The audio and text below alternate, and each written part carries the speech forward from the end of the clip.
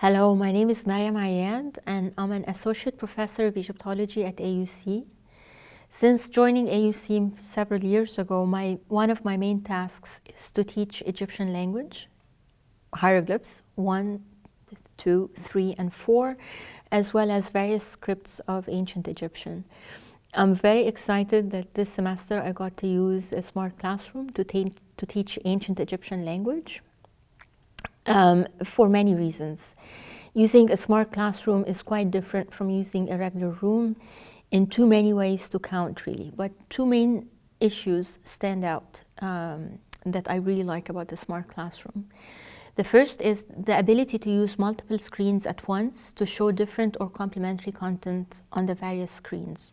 One of the rooms I use has 6 different screens, and sometimes we have 6 different things being displayed at the same time, which is wonderful. Another room has just two, but it's great also to use them.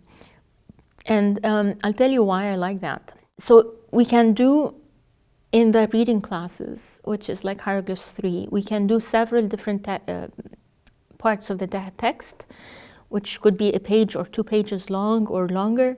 We can have them displayed side by side. This helps with the continuity and flow of the reading. It also helps with comparative grammatical analysis, as we'll see in a moment.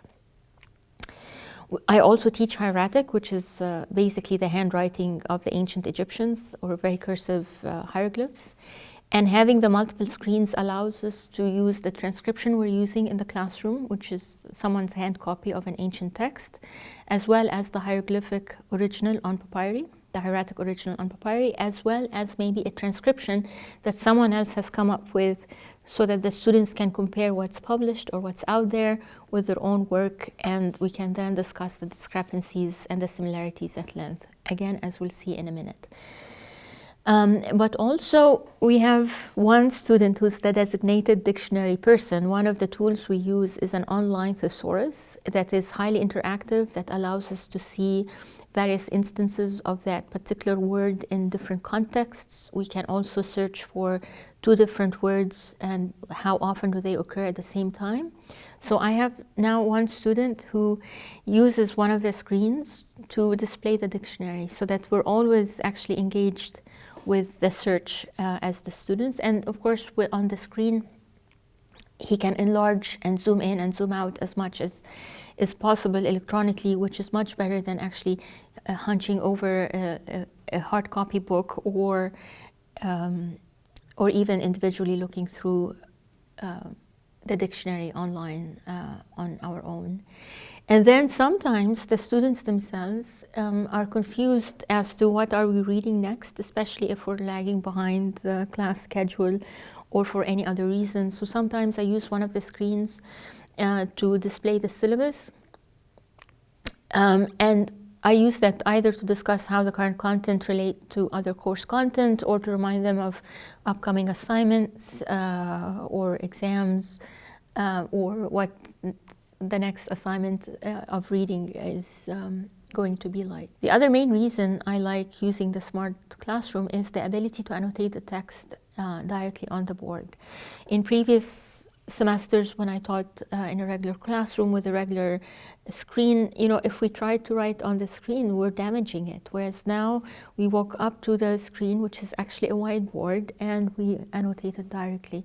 And that's very, very useful, whether the students are still learning that these birds and people and snakes and various animals actually stand for sounds that form words, or later on, when they're learning that these words actually have different components. Some are phonetic, some convey the meaning of a word, known as semantic determinatives. And it also allows for greater interaction.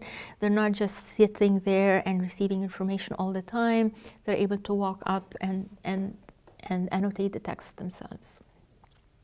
One of the things I do also is, after they each get a number in our exercise to transcribe, i.e. write the phonetic value of these signs on the board, I then reverse the order and have someone else actually read the hieroglyphic signs, and that other person may agree or disagree with the original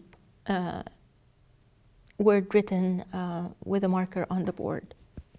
And that also allows for greater discussion. And also, the discussion sometimes helps illuminate obscure points, like whether a sign is here phonetic or is it here a determinative, and whether certain signs can wear the two hats at the same time, and when to tell this from that. Also, for multiliteral signs, it's very useful to be able to walk up to the screen for them to see the phonetic complements and what is repeated and what is, yes, repeated but not transcribed, and all kinds of technical stuff like that. But mostly, you know, it gets them to be active learners rather than just passive recipients of information, which is great for the acquisition and retention of the various concepts we're dealing with here. And then, of course, you know, the ability to write directly on the whiteboard and the screen is especially great for learning hieratic. So let me just briefly tell you what hieratic is. This is a sample of a very famous text known as the Chester Beatty Papyri. It actually bears a very important story about the contendings of Horus and Seth when they were trying to determine who's the rightful heir to the Egyptian throne, whether it's the son of the deceased king or the brother. So here, one of our Chinese students, Chen, is filling in the outlined signs, which in the original text would have been written in red. And the reason I've asked her to do that is that sometimes the outline of the sign obscures the shape of the actual sign. So filling in the text in red on the screen allows everyone to see the signs as they were initially written. And also doing that in a smart classroom allows us to, once the projectors are off, to see the actual shape of the sign in hieratic and then in the transcription that she has placed before above the hieratic text on the board. Yeah, and here you can see her also working at the screen, but also next to her is our syllabus being displayed, just as a reminder of which page of our reading book we're on and what the text is all about.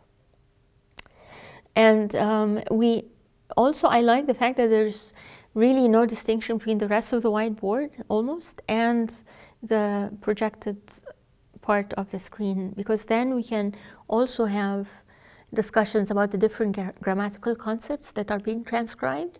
And invariably, I like them to use different colors of markers so that, like here, as you can see, the use of the blue or the green next to the dark black signs makes the hieroglyphic signs pop more. I sometimes use the red to annotate the grammar. The color distinction also is helpful for them to remember who did what, and for me to remember who did what, to spot areas of learning difficulties, whether in the transcription or in the grammar itself.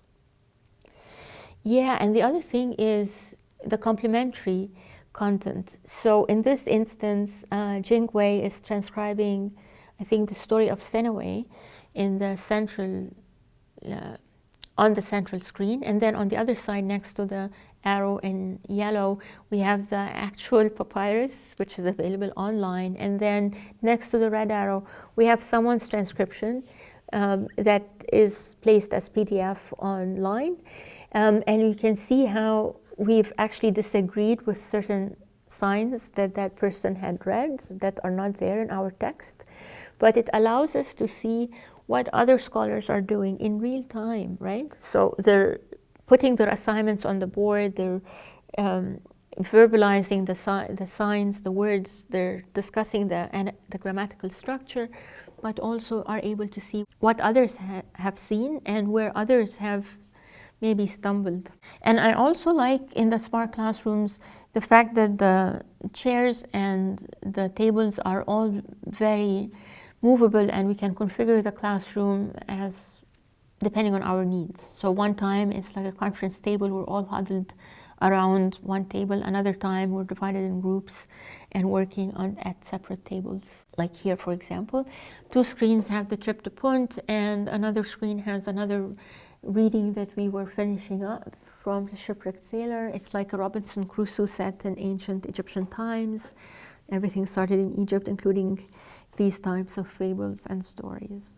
Well, in sum, it's been great to use the smart classrooms to teach various scripts and stages of ancient Egyptian language, Egyptian hieroglyphs, Egyptian hieratic. And it's been a pleasure to tell you about smart classrooms and the use of smart classrooms.